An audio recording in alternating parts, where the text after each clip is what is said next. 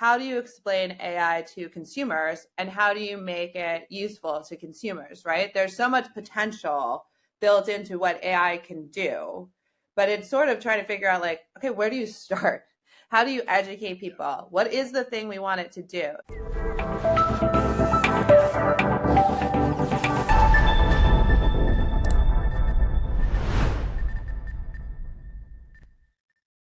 All right.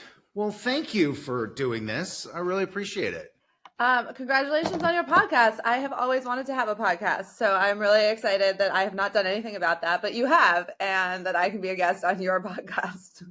Well, please don't launch it too soon because yours will be far better than mine. Give me at least a couple weeks to get some traction before you destroy the podcast market. No. But I think it's fun. It's always interesting. I mean, I like listening to podcasts.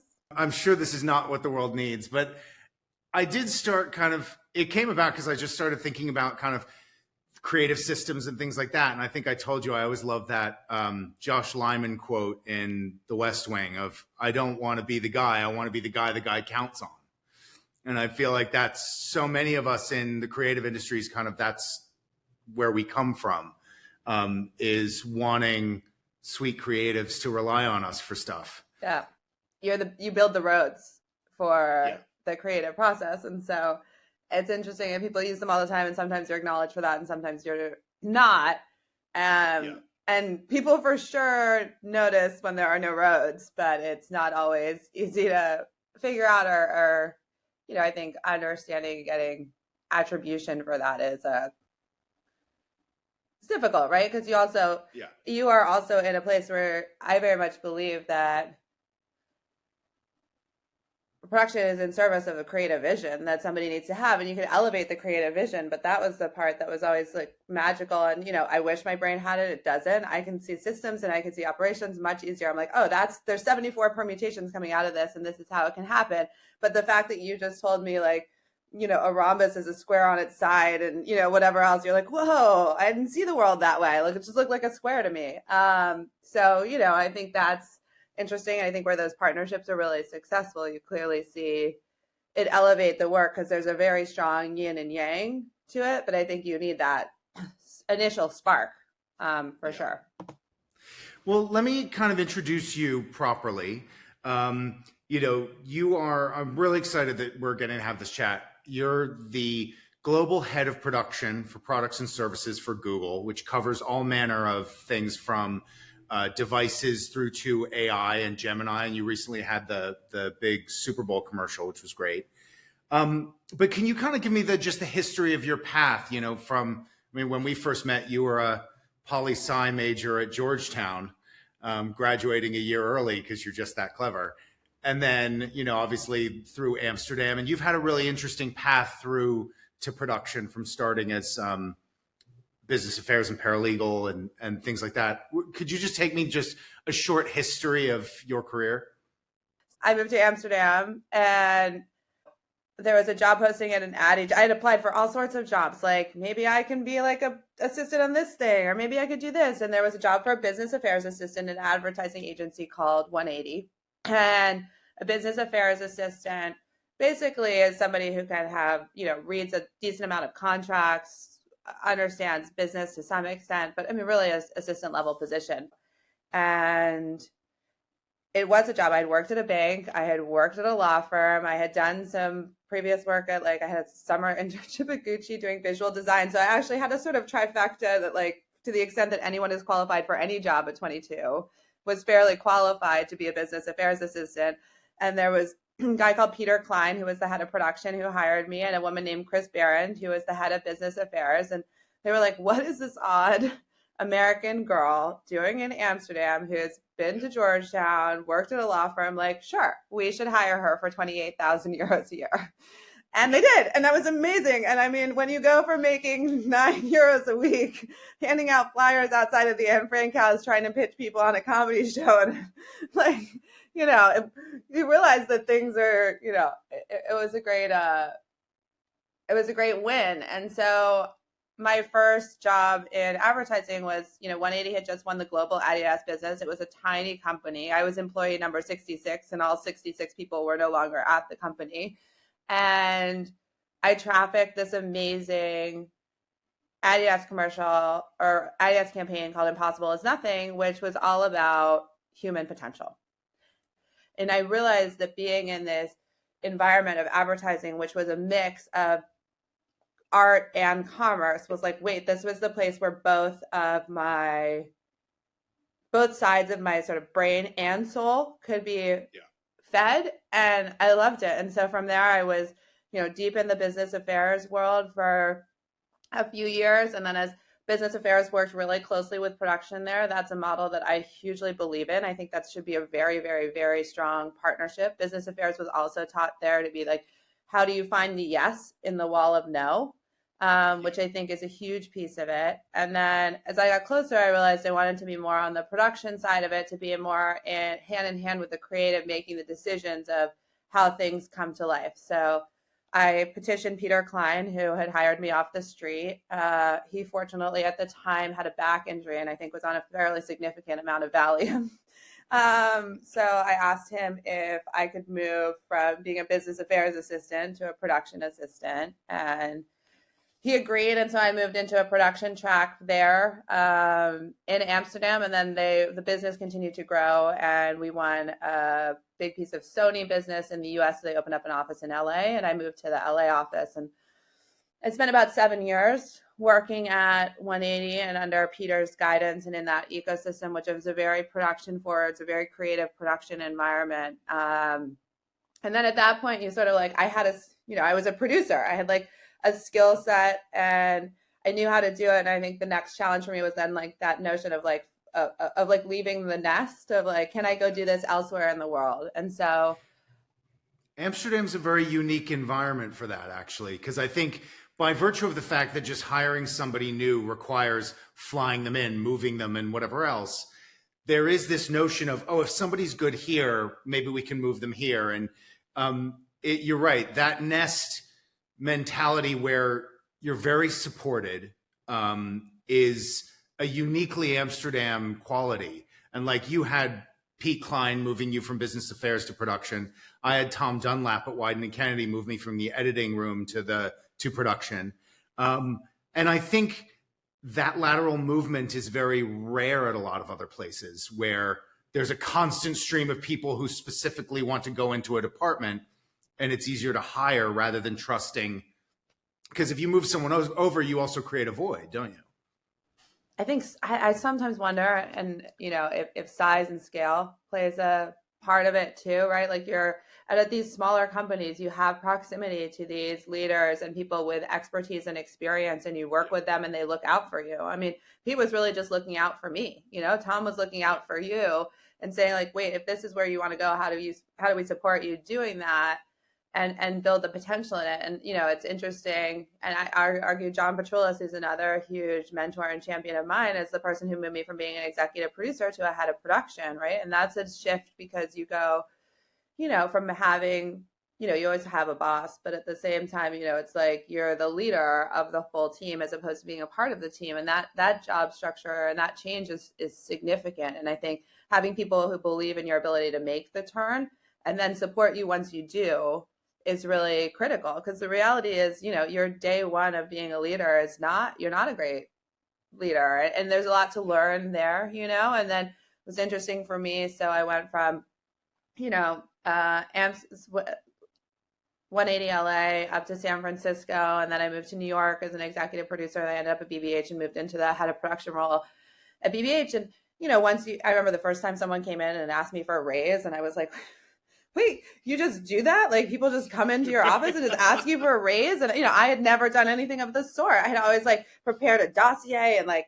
every single thing that I had like accomplished in a year. And it was a really hard emotional conversation for me. It still is. And I hate that in myself, but, and I really prepare for it. And I, have learned to like psych myself up because my sort of default nature is just to be so grateful for anything.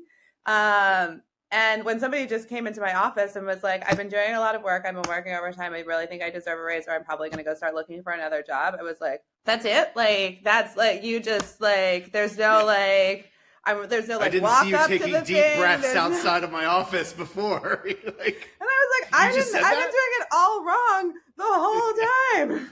Yeah. So you start to learn like muscles of like how to adapt or how to guide or how to see that conversation going so that you don't end up being caught off guard. And then, for me, it was interesting to grow into that position at BBH and then to say, okay, well, when I moved to 72 and Sunny in LA as the head of production, that's an interesting job because you go in as, the team, the boss of the team or the team leader. Yeah. But you don't have the same baked in credibility, right? Like when you move from an EP and you're there and it's kind of like, oh, well, there's a vacancy and they left and they kind of like, there's an expectation that you build and you kind of earned. And I feel like I've always been a person who I think very similar to you in a lot of ways is like, I earn my credibility best when I do it sort of shoulder to shoulder in the trenches, if that makes sense. So earning credibility when you come in sort of dropped on everybody's head is a very different game, and it's an interesting, so there's a lot to learn in that too. And then, moving from there where I was there for 4 or 5 years and I loved it. I'm a huge believer in that company. And but Google called to bring me to see if I was interested in a role on what was the devices and services team. It's now platforms and devices. It's just like all of Google's hardware devices. So the Pixel phone, the earbuds, etc., the Nest products.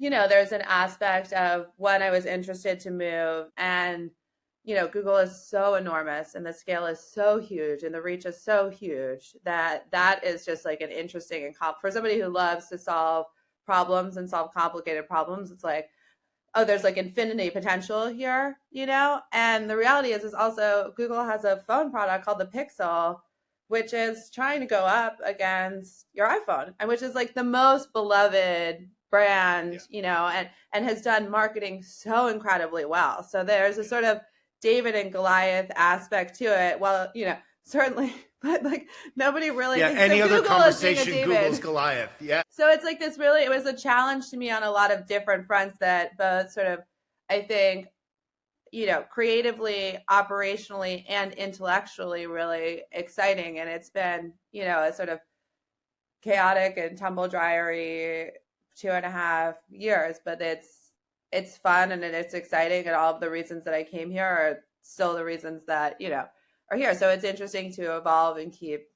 evolving. So that's interesting because there are very few producers. I know a lot of producers who have moved agency side to production company side, very few who have moved client side. What do you think the major learning is from that?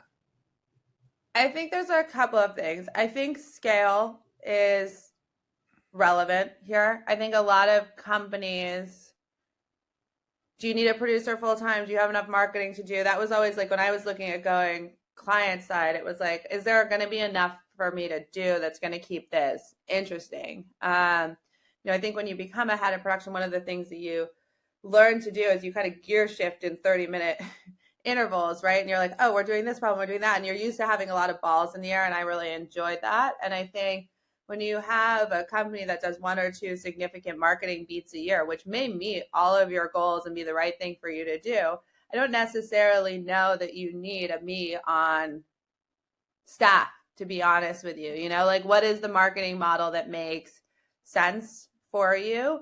And then I think there's a question of like, what's your approach to marketing, right? We look at it as like, how much of it is in-house studio? How much of it is agency-led? What's that relationship with the marketer?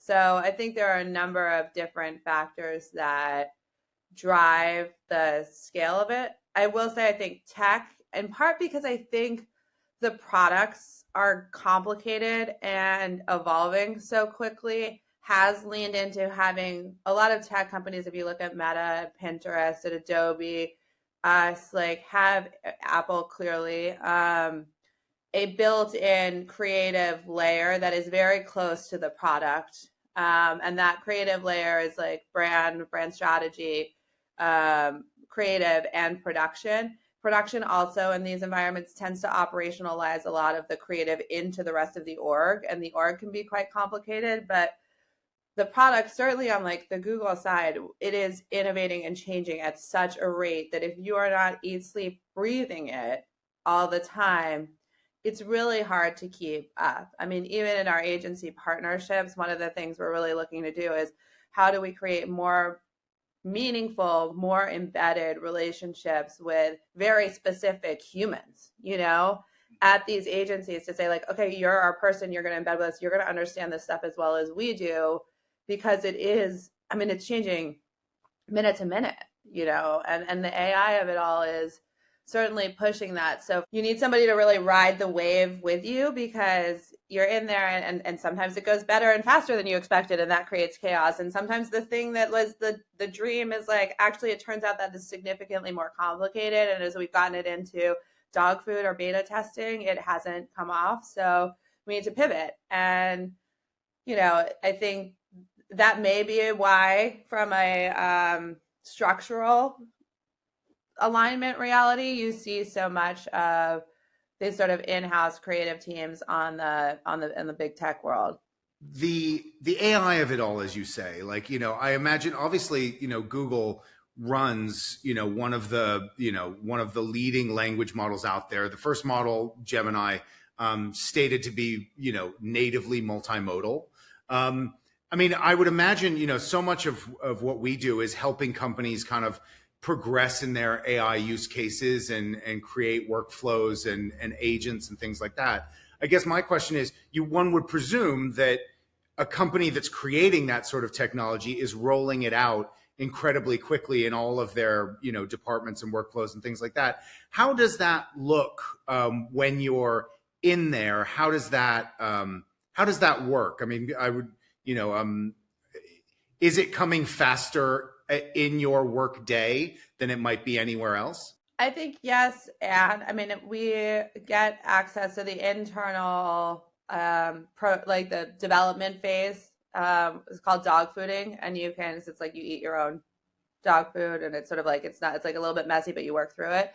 I believe is the origin of that term. And you have essentially early beta access to these. And I think one of the things that we have found is certainly I think there's a research and scientific level of AI where Google is clearly a thought leader, and you're partnering with universities and medical laboratories, et cetera, to pioneer space there. And there's significant breakthroughs there. And I think people are very clear and becoming clearer how AI can assist research at that level. I think one of the things on the devices and platforms and devices world is, how do you explain AI to consumers, and how do you make it useful to consumers, right? There's so much potential built into what AI can do, but it's sort of trying to figure out like, okay, where do you start? How do you educate people? What is the thing we want it to do? Like, we get it on our phones and you get the technological capability on your phone, but really, what's the thing that the person's going to do with that capability, right? So Gemini, which is now multimodal, can read and your IKEA furniture instructions, so you can have a conversation about like, what's the next step, and you don't have to be constantly running over to your directions. Like, that's a pretty good use case for that thing. We spend a lot of time saying like, okay, what are the use cases? What are the on-ramps? How do you change people? Because really what I think AI has the potential to do, and this agentive AI, which I think has the potential to be hugely revolutionary for all of us, is how do you change the interaction model with how people relate to their phones or their devices, what they think they can do, and help them evolve that, right? So part of our Super Bowl campaign, and then the work we did in Q4 leading up to that last year, which was a campaign called Now We're Talking, which is, Gemini Live has an ability to speak to, interact, kind of like partner with you to problem solve in a way that regular search doesn't.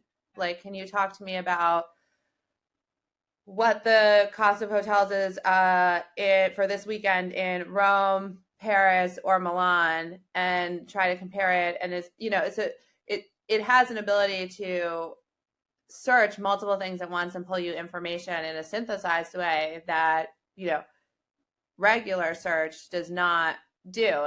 That's a huge behavior change for a consumer to long press and talk to search. At some point, people get the penny drop moment. And once they start doing it, you're like, oh, this works and this is easy. Well, it's that great quote somebody said, I can't remember exactly who, but it was that I want AI to do my dishes and laundry, and so that I have time to write poetry and make art. I don't want it writing my poetry and making my art and leaving me to do the dishes and laundry. Yeah. Although we do have it write lots of songs for our family. That's like also another great use. If you haven't had AI write a poem or a song about someone you love, or, a good friend with like a few key bullet points, I strongly recommend you do. That's a fun use case. I mean, is your workflow on a daily basis running a sophisticated marketing and production and creative apparatus? Has that changed? Like, is Google changing your day with its technology in terms of the way you show up as a producer? I think it's starting to more and more. So we have some of the Gemini workspace integrations for sure in writing things. And that I enjoy writing, so I tend to write, but I will have it reword or re-angle or reposition a lot of my writing. We use the integration into Sheets. So on a sort of tool side, we're getting there. And then I think in terms of a creative side, we're starting to see that come in a little bit more in terms of like, we're just getting on the tip of like, okay, how do we use this for storyboarding? How do we use this for shot creation? How do we use this for content creation to start to like proof out the ideas of what we're trying to do? So that's kind of like on the pipeline side of it. I think in terms of some of our output, we are running tests and models in terms of places like DR and customization, where it's like, okay, can we deliver an asset toolkit essentially to an AI combinator that will then be able to generate headlines and formats and versions of creative that can be served to consumers based on their journey. So, it's basically creates a custom configuration of, so your 16 assets of phone renders and copy and text, and it can kind of create those. And then, also for resizing and repurposing, those are probably the places in the pipeline that I think for us are starting to optimize a little bit in our localization and transcreation processes as well, to streamline them. I would expect for us in the next 12 to 18 months to be using those probably quite robustly and systematically. What are some of the unique tools, or are you guys building things internally? Like Flawless, for example, mouth dubs, so you can get a localized thing, but get the actual actor's mouth moving, so you don't have to be subtitling quite so much. Are you using, off the shelf tools like that, or are you kind of building things internally? How does that work? We leverage a lot of our internal products first. So VO and things like that for image generation, we're starting to play around with. Gemini as well as another place where we build off of that and use that. We partner with WPP on a lot of our media creation, with our media partner. And so for some of the tests, we also work through a platform called Open, which is their AI tool. So we'll work with them on some of those sort of emerging things. So, we test a lot of our assets that we put into market. And so, AI testing is a big conversation of like, how can that work? Because AI testing in market is a pretty long, pretty lengthy, pretty expensive process, right? For us, it adds 2 weeks at least to do a round of in-person testing. And if you do that in all of our we have 4 tier 1 markets. So if you do that in each market, and then it comes back, and if your assets don't pass and you need to optimize them and then retest them, you're adding a month to a production schedule. And when, in a business where the tech is moving day by day, you have 6 weeks to make the thing and a month of testing to fit in there. It's not a great, it doesn't work brilliantly for you. So, AI testing theoretically could be almost instant.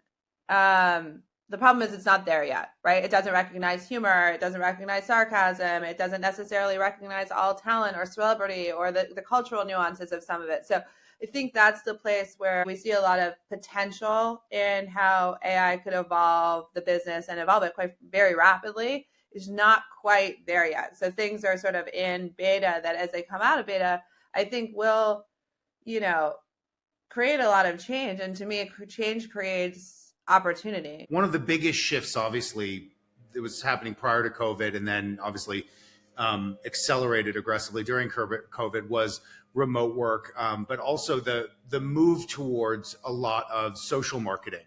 And you and I had an interesting conversation a couple months ago where you said, outside of the Super Bowl or a big event, I don't really know what I would do with a 30-second TVC or a 60-second TVC.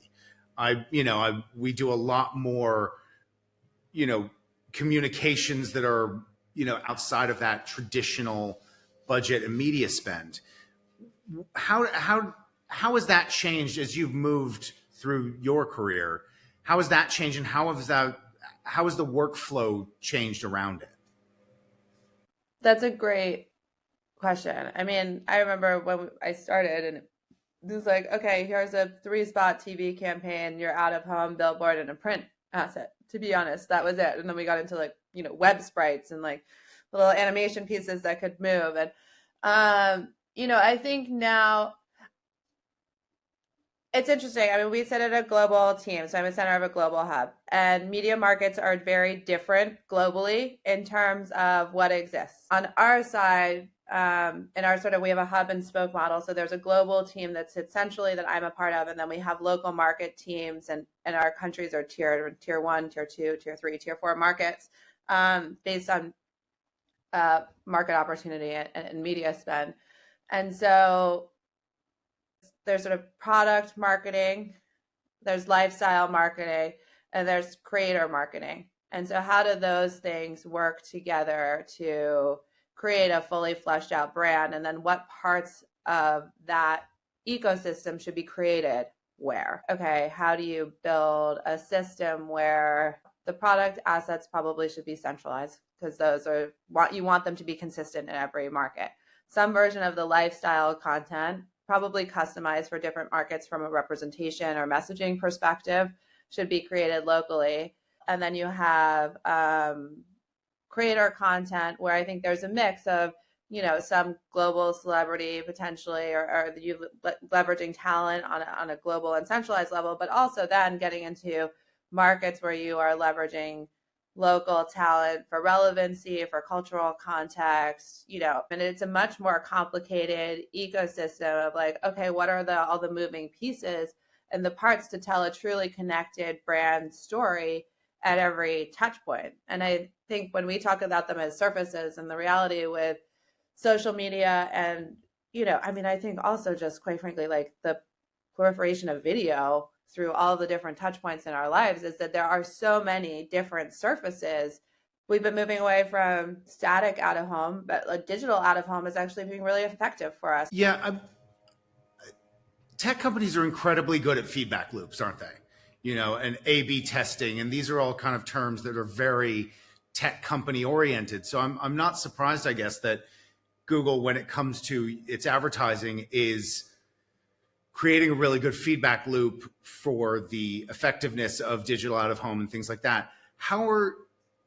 Is that a big change or a surprise for you? Are you guys doing that all yourself? Is that entire feedback loop Google controlled, or are you still farming it out to people like WPP and how does that work with the agencies or the media companies you work with? So we have an internal media team called Media Lab at Google. So I will partner with them. So I have a counterpart who will speak much more eloquently and have much more data on like, okay, this is why we did this, and this is where we did this, and we're pushing into here, and here's why, and here's the sort of, so we get a lot of analysis. Like certainly at Google, if it's data or analysis you're looking for in a meeting, we can provide you with that. So we partner really closely with them, and then they work with WPP has a custom solution called Media Futures Group, which is does our media buying. So we will partner with them on that process. So, I think there's an interesting relationship that should be respected between creative and media. And that kind of goes to like, how do you have a great idea with a small budget that can have an outsized impact? The Super Bowl is a great key marquee moment where we really sort of like custom build content that might not really work as like a 15-second pre-roll. Like, I don't know that that's a great use of our Super Bowl ad, but if you have 60 or 90-second, or there's a 2-minute version online, that's great. And if you have that media and you have that attention from your viewer, like, that's a great story to tell. So I think that's also like the time and place to be like, what is the consumer mindset when you're presenting them the information? So, that story is a very human first story, which is a great story. But it pays off really well in 60 seconds. It doesn't pay well in 15 seconds. Which is, I think, also, one of the things that is complicated about our business right now is that a lot of the AI that we are talking about is complicated, and attention spans are very short. And so one of these things we get into a lot of conversations is like, can you tell this story meaningfully in 15 seconds in a digital pre-roll, and if not, how are you telling this story and where? Because yes, you might hit all of your metrics with only 15-second pre-roll, but the content itself may be underwhelming. So is that the brand that you're building, and how do you create an emotional relationship? And a phone is a hard thing to sell because you really only have one. It's different than a pair of sneakers where you're like, I could also have that pair of sneakers. And so it's really like a 1-for-1 trade. And a lot of people just get the new iPhone. It's not really a consideration. They're so in a funnel that you sort of need to be like, there's actually another option out there. I don't think a lot of people even consider it. Dan Wyden had this great quote where he said, "You're useless to me until you've failed big at least twice," which I always thought was great. I think it really defined a lot of the culture at Wyden. I was wondering, can you think of any times where you've failed massively that you'd be willing to tell us, and what you kind of learned from that? Was working on a huge Adidas project, and I was, I think, the junior producer, sort of becoming a producer. And there was an era where televisions were square, and they were kind of like, they were called 4:3 televisions because they were kind of square. And then everything moved to the sort of more rectangular, like flat screen TV that we have now, which is a 16:9 aspect ratio. And what would happen is when you were trafficking things for TV, it was like, you deliver them to TV stations, when things were squares, you delivered them in squares. And when they were rectangles, you delivered them in rectangles. And there was a moment in technology where you could deliver a thing that was called a 14:9, which was like it was like an intermediary rectangle size. I remember it well. It was the letterbox you would see on the 4:3 TV. Correct. And it was like not really great, but I didn't know this. And I was sent to like, okay, can you just go? We've like been working on this campaign for 7 months, 20 hours a day. Can you go ship this campaign and get it out the door? And I was like, sure. And I get in there and they're like, well, do you want to deliver it in 4:3 or 16:9? And I didn't know the answer to that question. And I didn't want to say that I didn't know the answer to that question. So I said, because, well, if you deliver 14:9, it will just do both. And like, the like optimization efficiency beast, which runs so deep in me, was like, well, that seems like a great idea. So I spent the whole day sitting there, like delivering, I don't know, 30 spots or something in 14:9. And then somehow I got to the creative, or the next day they were like, would you deliver in 16:9, right? And I was like, and I was so tempted not to actually say that I hadn't, that I had done this like compromise version. And I came clean on it, and we had to delay. They had to push media because we had to miss the ship. Like, it was like terrible. And everybody was so kind to me about it, but we had to reship and spend the whole next day doing it. And 16:9 and 4:3, which it turns out was the right answer for good creative at that time. And it was just one of those things where I think you end up in life in the situation where, it's like that sort of imposter syndrome that we all talk about, where you're like, oh, I should know the answer. I feel like I should know the answer. I don't want to bother anyone with this question. I don't want to admit that I don't know the answer. And I just, in doing that, like, created a real problem for, it was a real fuck up, to be honest with you. And then I think the other learning on that was that everyone was so kind to me after the fuck up that it was like, oh wait, like it would have been okay to ask, like, what were you doing, And I think also just like in terms of like good leadership, what we were talking about before, like the grace of like, you didn't know, but I also should have asked. I think owning the places where you don't know and being willing to ask is really key. So that is the one that's just seared into my brain of like, I will never do that again. Yeah, it's also the only real skill a producer has is know what you don't know to ask the question, and know where to go to get the answer. Totally.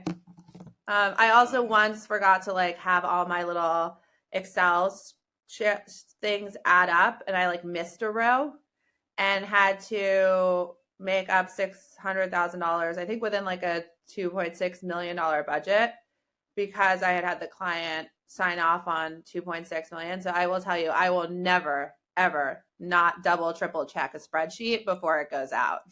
Like double click all the boxes in, we're good. But that is also just like, the moment when I realized, just like, when all your blood just feels like it goes straight to your toes and you're like, where do we go now? Yeah, that's the worst. It could have been any other line. And a line for 7,000, Yeah, miscellaneous shipping, $250. Like, no, it wasn't that guy. And you're just like, oh man. So yeah, it's funny, those moments that get really sort of seared into your brain. And there are a couple, there's many more, but it's interesting. You do, you learn more, and I hate losing, and I'm really competitive, but there is sort of this notion that you learn more by losing than you do by winning. And I think that there is a ton of truth in that. And I think it shapes your behavior. I think you have to be willing to sort of take the lessons, which is not always easy. I don't know. There was part of me that was always attracted to those projects and platforms of like, how do we figure this out? This is a thing that hasn't been done before, in part because it used sort of like all of your brain. And I think that's so interesting. And I think, there's obviously, I live in a very AI focused world. And I think one of the things that I keep coming back to as I think about how AI may evolve us and our workflows, but also just our world around us, is that, to me, the story, like really what it comes down to, that I think is like, it's like all about, life is all about human potential, right? And human relationships. And ultimately, whatever AI can provide us with is never going to be as exciting to an individual human as a human potential in a human relationship, right? Like you look at it, and like sport to me is a great encapsulation of this, right? Like sport is such an amazing platform of human potential. Like the person who didn't think who would win, who did, somebody who just won at their 100th World Cup race, it's like this amazing accomplishments of what people can achieve. Like nobody wants to see 22 robots playing soccer. Don't care. And the reason you don't care is because there's a human frailty and a human potential that I think, so to me, it's like that is sort of the thing to tap into. And then how does AI service that to make it even more, for you to have more potential, right? Like it could essentially, like if it ends up bolstering our IQs or making us faster or whatever it ends up doing, or however you harness it to work for you, to me, it's most effective is when it boosts the human potential. Deep Blue beat Garry Kasparov in '96. It didn't usher in a whole new era of us watching computers play each other in chess. Like, don't care. Like, of course it can do that. That's the thing it's great at. But somebody needs to direct it. Somebody needs to curate it. Like, to me, somebody needs to make decisions still, like to me, those are the things that are like, what are the roles and how it changes it. But I also think there's just what's exciting is still there. So, you know, sure, AI can make content. Somebody still needs to shape it and mold it into the stories about humans that resonate with humans. You know, to me, that's like the piece of it that ultimately I think it's easy to sort of forget in this, like, oh wait, it's all about this, it's all going over here. It's like, I don't know that it ever anything supersedes it. I don't know that we know how for that to happen. Yeah. Well, Kate, thank you so much. This was awesome and just fun to talk to you about this stuff. Yeah, super fun. Thank you. And, thank you. Thank you so much for having me. Lovely to chat with you this morning. You too. Thanks so much, Have Kate. a great rest of your day. You too. Bye-bye.